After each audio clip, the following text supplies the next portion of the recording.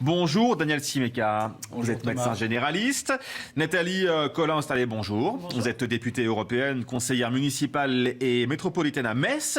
Mon petit doigt me dit, dans les coulisses, on nous raconte que finalement le président aurait peut-être prévu effectivement de confiner, mais seulement mardi ou mercredi pour encore attendre un peu. Est-ce que c'est un manque de courage politique ? Si vous voulez, moi ça me donne vraiment le sentiment d'être de la mauvaise communication politique. Ce que vous disiez est tout à fait juste. Je crois que les Français déjà ont besoin de pouvoir se projeter au moins sur quelques jours. Aujourd'hui, ça n'est pas possible. On a effectivement... Même sur les vacances qui arrivent, par exemple. Exactement. On a, depuis le début de cette crise, une communication extrêmement anxiogène.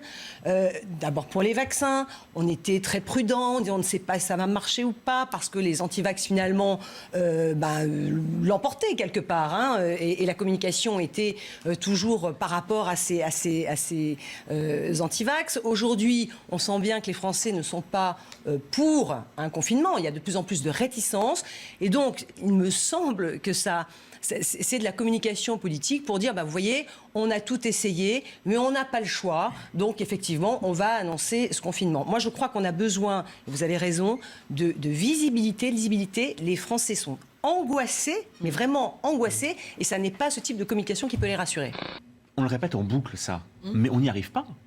On n'arrive pas à se dire il va falloir qu'on apprenne à vivre avec ce virus. Parce que confiner, déconfiner, ça ne sert à rien. Oui, et puis combien... À part, bien sûr, et on le rappelle, par respect des soignants qui sont au boulot depuis des mois et des mois, à réduire la pression dans les services de réanimation. Mais ça ne résout rien, en fait, c'est ça.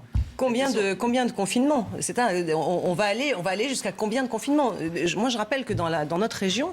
Grand Est, nous sommes en couvre-feu depuis plus d'un mois. Alors moi, j'étais très sceptique sur le couvre-feu, puisqu'évidemment, on savait très bien qu'il y aurait un afflux de population avant 18h ou le samedi, entre midi et 2 ou le samedi dans les magasins. Mais le ministre Véran nous avait dit, lors de sa visite à Metz, ça marche, on voit que le taux d'incidence est bien moindre, etc.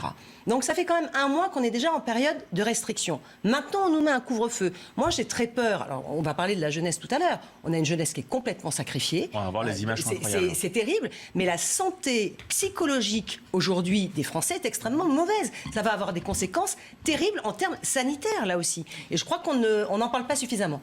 La une de la Provence hier, c'est une épidémie dans l'épidémie. Olivier Véran, moi, franchement, je me lève à Marseille, je vois ça.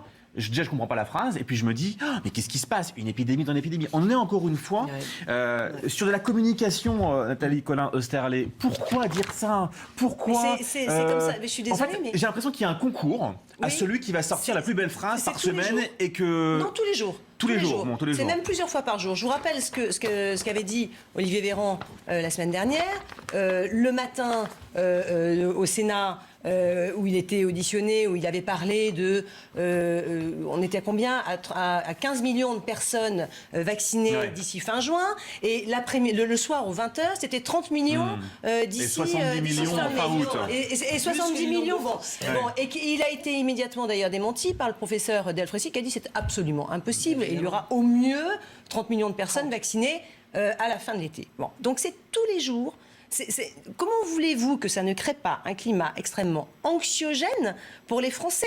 C'est terrible. Donc on change sans arrêt de stratégie, on ne dit plus la même chose du matin au soir. Mais le pire, c'est qu'on dit ça, oui, on mais nous dit on va reconfiner, on n'est pas bien, et finalement, hier, 6 minutes pour nous dire, finalement, on va faire un test PCR aux frontières. Moi, là où je suis d'accord... Et puis voilà. Non mais attendez... Et on va pas chez Bricorama ni chez Ikea acheter un canapé. Et tout là où je suis d'accord, c'est que le confinement, le confinement généralisé, ça n'est pas une solution. Nous avions proposé, quand l'épidémie flambait dans certaines régions, les élus locaux l'avaient dit, d'avoir une territorialisation des mesures prises. Ça n'a pas été fait. On change sans arrêt de discours, on change sans arrêt de stratégie et on crée de l'anxiété. Nathalie Colin-Ostarlet, il y a deux problèmes, on le voit. Communication du gouvernement et la fabrication et l'acheminement des vaccins. Le gouvernement, pour les défendre quand même aussi un peu ce matin, font face à de réels problèmes. Oui, alors moi je nie pas du tout les problèmes. Il faut quand même ne pas confondre ce qui se passe avec Pfizer, Moderna, qui vont rattraper leur retard et même augmenter leur production, et AstraZeneca, où là on a un autre problème. Je voudrais quand même rappeler juste des chiffres très, très précis.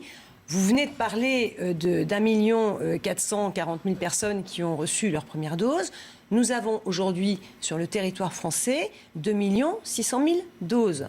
Donc là, moi je pose juste une question, mais je ne sais pas. Alors est-ce qu'effectivement... Dans ces cas-là, moi je prends mon break et je vais les chercher. C'est Santé publique France. Vous voyez ce que je veux dire? Non mais vous voyez ce que je veux dire? C'est Santé publique France qui donne les chiffres, c'est pas moi. Vous avez une voiture, monsieur Simeka? Ah oui. Vous venez avec moi, on les met dans le coffre et puis on va les chercher. Vous voyez ce que je veux dire? Est-ce que ces vaccins sont sont conservés pour la deuxième injection? Est-ce que c'est un problème de logistique? Il y a un manque total de transparence dans cette affaire, comme il y en a eu pour les masques, comme il y a eu pour le dépistage, c'est pareil. Donc on est dans le flou le plus complet.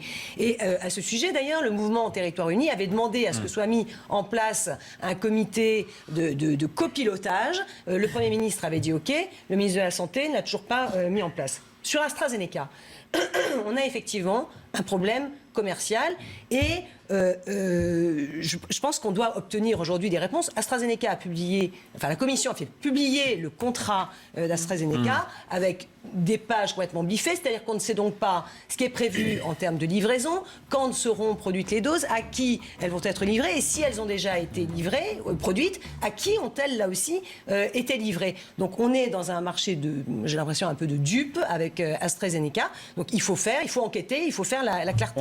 Non mais je ne peux qu'aller dans votre sens, évidemment. Il faut qu'on soit beaucoup plus, que l'État soutienne beaucoup plus ce genre d'initiative. Bien sûr qu'il y ait un soutien apporté à ces étudiants, un soutien psychologique. Et puis d'une manière générale, encore une fois, nous avons une jeunesse qui est atteinte psychologiquement. Ça va laisser des traces et il faut absolument s'en soucier. Et moi, je vous remercie d'avoir mis ce sujet justement en évidence, parce que je trouve qu'on n'en parle pas suffisamment. Effectivement, et c'est pour ça qu'on en parle effectivement donc ce matin.